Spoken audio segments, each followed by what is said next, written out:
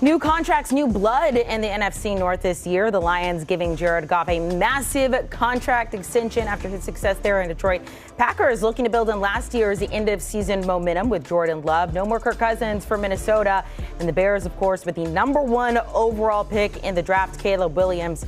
So what can we expect from this sort of new look division here? Pete Prisco, Douzable. We're going to go through the NFC North. We're going to talk about win totals here, get their reaction and their prediction following yesterday's schedule release. So let's start with the Bears here, Pete. Look, you had Justin Fields, no more Justin Fields. You have Caleb Williams. You never know with the rookie quarterback. It's a toss-up. So just put on your little hat and make a prediction. Put on your little hat. My little hat. It's a little hat. Why's it got to be a little hat? Hey, what I think about this team is I think watch out for them a year from now, 1 year from now. Okay. They're going to be competitive in every game this year. I just think this is a big step for a team to take, to go right from what they're doing with the rookie quarterback to make the playoffs. It's possible. We saw C.J. Stroud do it last year. But I think there's going to be some struggles. I think this division has some teams in it with the Lions and the Packers that are very good. So I look at their schedule and I say, okay, well, let's see. They're going to start out slow. I think they might win the opener, but then you got the Texans and the Colts on the road. Then you get the Rams, which, that's a winnable game. But then you look the rest of these, in the middle of the schedule, you got some road games in there. Correct. It's just a tough schedule for them. And I think it's going to be a learning year for the quarterback. But I'll tell you what, watch out for the Bears. Next year. Yeah, it's funny because so many people were saying it obviously depends on what Caleb Williams does, right? How quick he acclimates to the NFL game coming from the college game. But so many people are like, the Bears are going to the playoffs. And I'm like, we just talked about the AFC North being the strongest division in football. The NFC North is the strongest division on the NFC side. When you talk about the Lions, the Packers, and the Bears getting significantly better, I'm like you. I think next year will be their year. I think they do go 8-9, so it's a game up from what they did a year ago. And the biggest question is, you see all the playmakers on the screen right there. Offensive coordinator Shane Waldron, it'll be his job to make sure everybody gets fed on this offense. Also make things a lot easier for Caleb Williams. There were some question marks about him when he left Seattle, right? Their first-round pick, Jackson Smith-Njigba, had some choice words because he felt like he wasn't used properly. Well, now they have a three-headed monster at receiver, but Shane Waldron loves to use tight ends because that's why they brought Gerald Everett in to pair with Cole Kmet. So it'll be on the offensive coordinator to make sure everybody eats on that offense. And it's going to be up to that team to not be selfish as well, because everybody's not going to get big numbers because there's so many playmakers on this team. Love what the defense did down the stretch. Was the #1 defense the last 6 weeks of the season. You think they take another step there? I think they're a lot better this year. I just don't think they make the playoffs. If they were in the NFC South, we'd be sitting there saying, oh, they're going to be a playoff team. They might win the division. They're not. They're in a tough division. Tough division. You talk about just the rookie quarterback and so many of the unknowns, and you mentioned it just depends on how he acclimates to this. When you look at his game, though, how do you see it crossing over to the professional level? The thing about Caleb Williams is he had to be Superman at USC. His defense was giving up 40 to 50 points a game. Well, he has to realize at the NFL level and with this defense currently for the Chicago Bears, he doesn't have to be Superman. He can live within the offense. And that's why I say there's so much onus on offensive coordinator Shane Waldron to let him know that, right? The team is going to uplift you. You don't have to uplift the team your rookie year. You don't need to go out there and be Superman. So he needs to make the game as easy as possible. There's a reason they have 3 or 4 backs. They're going to run the football, Pete, but they also have good veteran receivers in DJ Moore, Keenan Allen, who Rome Odunze can learn from. And you know me, my affinity with Rome Odunze. I think he's going to be the best receiver out of this last draft. So Caleb Williams, I don't think a #1 pick has ever been in a scenario like this, right? As far as being comfortable with having playmakers, the offensive line intact, and having a good defense. It's on him to really just live within the offense. Don't go out there and try to be Superman. Hero ball has to go out the window. Yeah. And by that, I mean, okay, we know USC wasn't very good last year. Their offensive line was terrible. In fact, I was watching some of his tape last week because I wanted to go back and watch some more. And I'm sitting there watching it, and he gets flushed out of the pocket, throws this rocket to the back of the end zone for a touchdown. But he also had a check down early in the play that he didn't throw. That's the step he has to take in the NFL.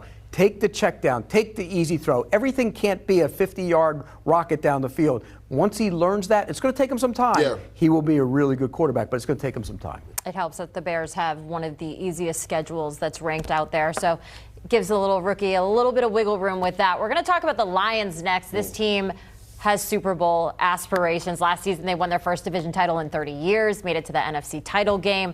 They just gave Jared Goff a massive contract extension. So how does their schedule stack up when you're looking at the Lions? Well, It's also the clock is now It started because you pay your quarterback that kind of money, you have a short window to win because you have to start paying everybody. They paid a couple other guys too. They paid Penei Sewell. They paid St. Brown, the receiver. So you look at it, you better win now. So I look at their schedule. Here's the other side. You don't see this in the schedule. They're now a team that people are gunning for.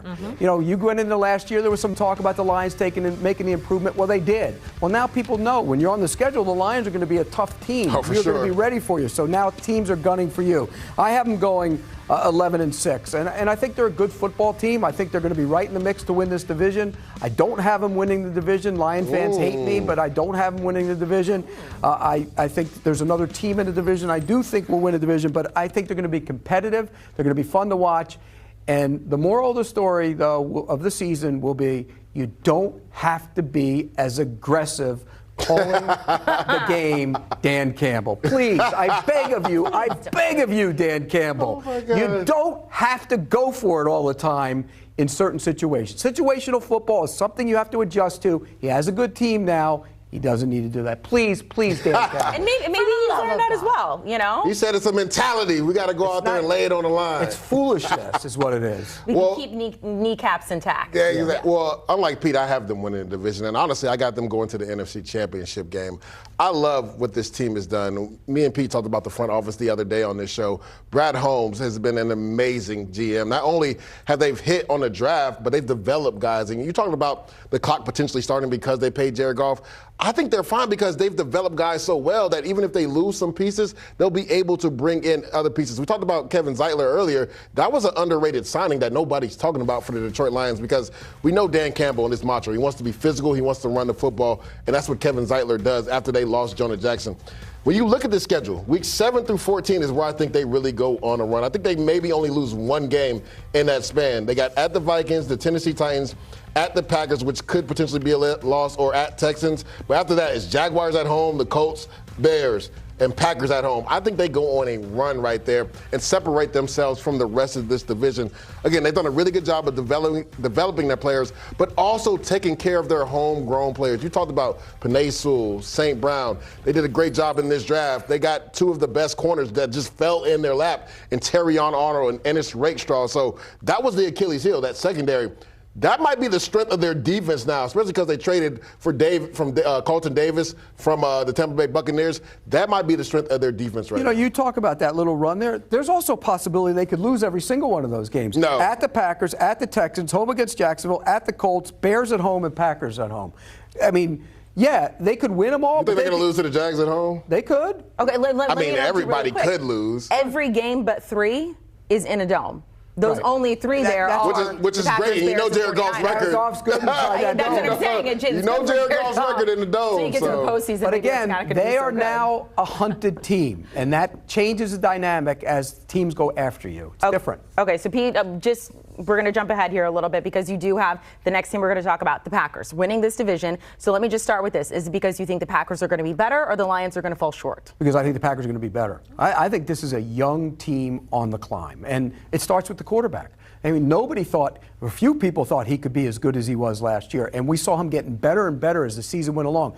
He finally had his receivers at the end of the year. Yeah. For most of the season, those guys were all in and out of the lineup. There was never any continuity with the group. Well, those guys are all kids. They're growing up together. We saw that in the postseason.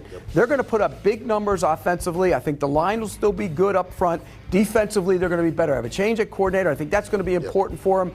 This team is talented with good young football players and a quarterback who is going to be a star. And Elijah, let me toss to you because we want to hear what you have to say, but I forgot to mention they do have the toughest schedule when it comes to rankings in the NFC. Yeah, and that's the thing, and that's why I think the Detroit Lions will win this division. Now, I love the Green Bay Packers. Me and Pete were big Jordan Love fans. When people turned their back on him midway through the season, I said, give this guy some time. And he showed during them last 6 weeks of the season, after getting called out essentially by the GM, that he is the guy of the future. And we know one thing the Green Bay Packers do, they just draft good quarterbacks. But I got them going 10-7 because of what you just talked about, Amanda. Let's look at the schedule one more time. When you look at weeks 12 through 15, Pete, I honestly think this is where the season will be won and lost for the Packers if they do compete for the division, right? You have the 49ers, the Dolphins, at the Lions, at the Seahawks. I think those 4 games will determine whether they could potentially win this division. I do have them going to the playoffs. And you talked about expectations. You talked about the Detroit Lions. Well, now there's expectations for the Green Bay Packers. Like, nobody is just going to overlook them because they're young.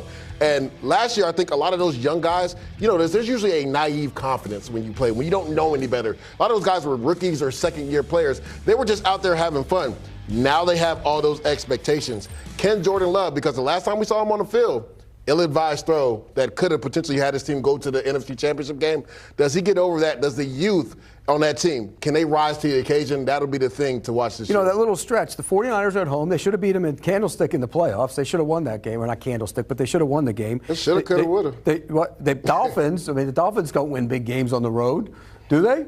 They're at home. They're going to put up points. The Lions is going to be a tough game. Oh, for sure. And then Seattle's not going to be an easy game either. Seattle's not that good. Well, let me ask you this. When you're looking at teams across, and we're talking about all of the strength of schedules and stuff like this, last week we looked at somebody like the Chiefs, and we said, look, it doesn't really matter what their schedule is. Correct. What level do you have to be where the schedule stops just mattering? I think it matters no matter what. Now, for the Chiefs, again, a team that's proven that they can win championships, and we talked about this last week, Amanda. To me, I laugh when people say strength of schedule because we know this, Pete. We never know what's going to happen or transpire during the season.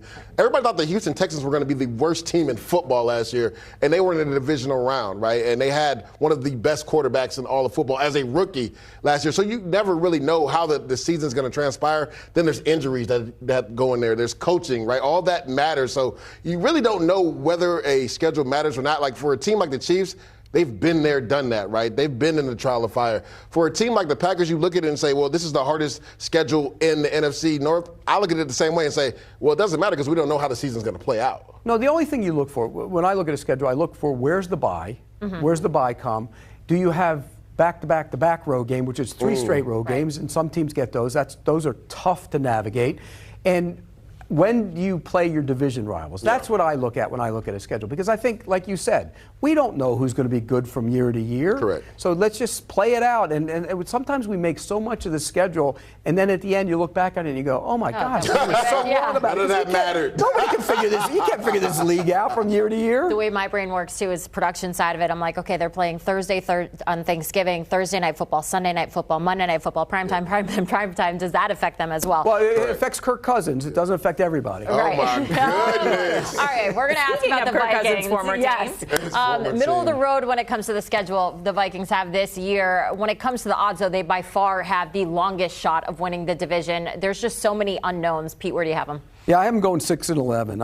I think when you look at this team, defensively, they're going to be fun to watch. I'm a big fan of Brian Flores. I think he calls a great game. I think he's aggressive, and he has the pieces to be able to fit it all together this year. I worry about the offense. And we start with the quarterback position. Is it Sam Darnold? Is it J.J. McCarthy? Who plays quarterback for him? I don't think that's a good decision either way. Exactly. Young quarterback or veteran quarterback who has failed in certain spots. So I think they're going to struggle offensively. I think out of the gate they're going to struggle. I have them losing right to the Giants on the road. I know most of you don't. I do. And they lose to the 49ers. And then they have a stretch down here. Oh, my goodness. Where they go at Jacksonville, at Tennessee, at the Bears. There's your 3-game road trip. That's brutal tough to handle. I see them going 6-11. I'm with you. The biggest question for them is who's going to be their starting quarterback. Will it be Sam Darnold, or when will J.J. McCarthy take over the reins? Like you, I'm a big fan of Brian Flores and what he does. Jonathan Grenard being there in the offseason, then getting Dallas Turner to fall to them in the draft, I think was massive. And Van Ginkel is a chess piece. He can move around, whether rushing or dropping in coverage at linebacker. But no, we'll pull up the schedule one more time because everybody saw my wins and losses.